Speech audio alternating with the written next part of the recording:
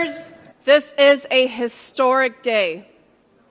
As the first Sikh elected to serve in the California State Legislature, and on behalf of the nearly 30 million Sikhs living throughout the world, let me take this opportunity to thank you for refusing to sanitize history. Sikh children throughout the world grow up hearing about the terrible stories of what happened to our people in India in 1984. It is difficult to find a Sikh family that was not in some way directly affected by the violence, destruction, and murder, and the genocide that occurred with the consent and participation of the Indian government. 1984 is a year every Sikh person knows, and we all know it was a genocide. Unfortunately, that fact has been purposely and tactfully hidden from the world. Most history books fail to use the term genocide and minimize the number of deaths that occurred, as well as the role of the Indian government played in orchestrating attacks against its own citizens.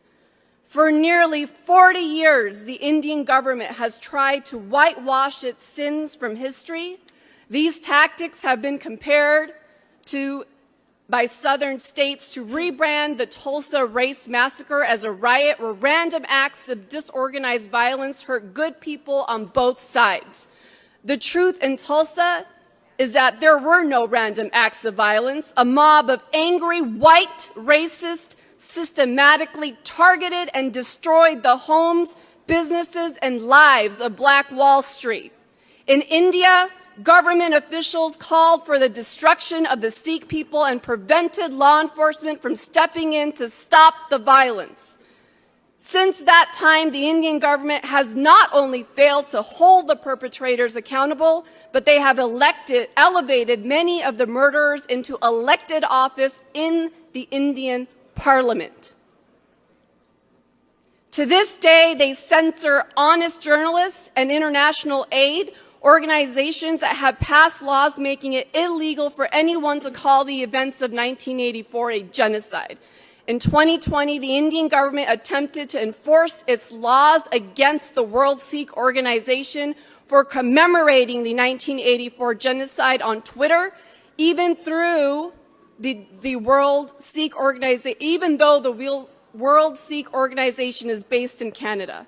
Prime Minister Modi has tried to scrub the truth from India's history by claiming that the violence was not directed at any particular community and was instead an attack on the whole nation.